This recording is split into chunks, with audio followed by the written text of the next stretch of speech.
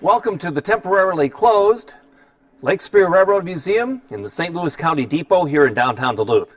We will be opening very soon to the public, and when we do, you'll want to come and visit us. And in the summer, you'll want to ride on our North Shore Scenic Railroad and then do the two together. See the museum, ride on the trains. You can do it all here at the Lake Superior Railroad Museum. We're in the number 227, the most powerful steam locomotive ever built. And we've got a very interesting story to tell you about, and I've got a special offer, so come on up in the cab and let's visit. One of the neat things about the Lake Superior Railroad Museum is that you can actually get up in the cab of this mammoth locomotive. You can sit right here in the engineer's seat, pull on the throttle, work the brakes, just like a real engineer. Now, if you want to learn more about this great engine or anything else in the Lake Superior Railroad Museum, you can get this official guidebook. It's an $18 value, but right now, for a limited time only, we're giving these away free to every new member. Go right here to the Lake Superior Railroad Museum's website, click on membership, and then find the membership level that suits you. Higher memberships have more perks, more train rides, more fun.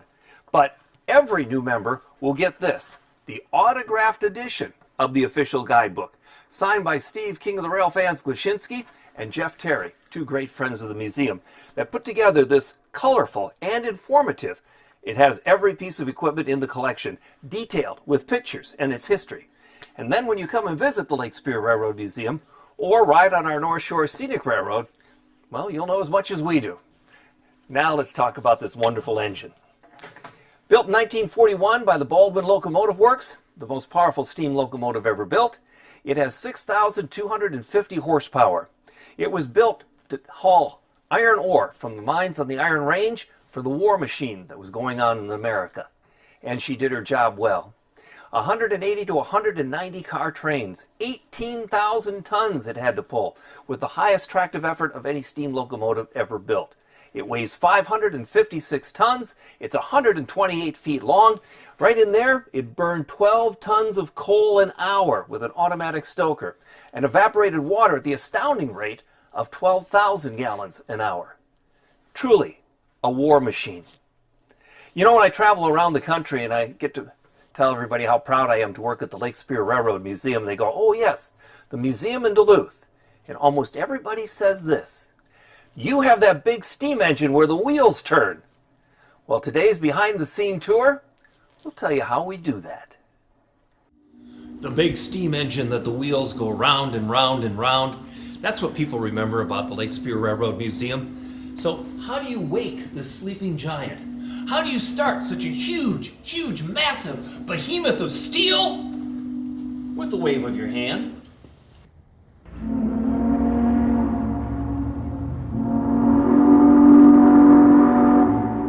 Sequence test of Locomotive 227.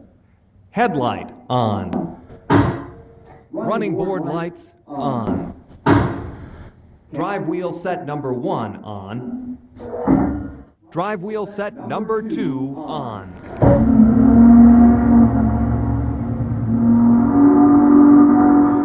This is a real behind-the-scenes tour.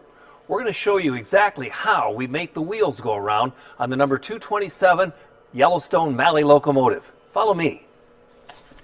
All right, we're behind the giant Mallet locomotive, and here's how they did it. First of all, it's not sitting on the rails as it appears. There's 2 extra set of rails spiked into the ties behind the forward rail that you think the wheels are on. But they're really just about a 1/4 inch up, because on those other 2 rails are jacks that have lifted the entire engine just that much off the rail. And then this electric motor down here, which is geared way down, actually is geared to the axle itself. You can see on the wheel that they've actually put gears on it. So the electric motor, geared down, actually gears the wheels of the Mallet itself. And because they're all connected with connecting rods, it all looks seamless. And that's how we make the wheels go round and round. So we saw the electric motor into the gearbox, turning the gear that moved the chain that was geared to the wheel, and that's how the wheels go around on the Mallet. But here's the secret of why it works. You saw how tiny that motor was, and look at all the steel and metal that it's got to move. And of course it's torqued up so it can start it, but how do you do it with such a tiny little electric motor? The secret? No piston. The piston rod just moves effortlessly in and out. There's no compression to worry about. That little electric motor only has to move it smoothly and silently in and out of the steam chest. Now, the other thing people ask me about is, how does this compare to the 4014, the Union Pacific Big Boy? Well, the comparison is logical because they're both Mallet articulated engines. But the Big Boy is 5 feet longer. But this one has 20,000 pounds more of tractive effort, hence the most powerful steam locomotive ever built.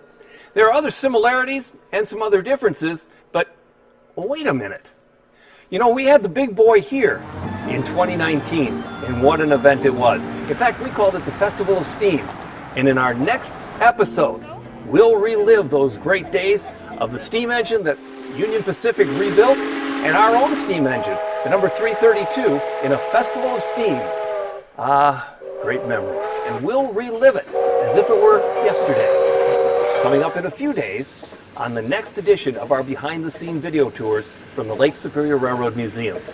In the meantime, remember to like us, remember to share these, remember to subscribe to them as well, and that way you'll never miss the next one coming on the Festival of Steam. And don't miss to do what's right. Remember, it's not a task to wear a mask, it's the right thing to do. That's for Josh. Social distance at all times. Wash your hands, cover your face, cover your coughs, don't touch your face, and whatever you do, let's take care of each other.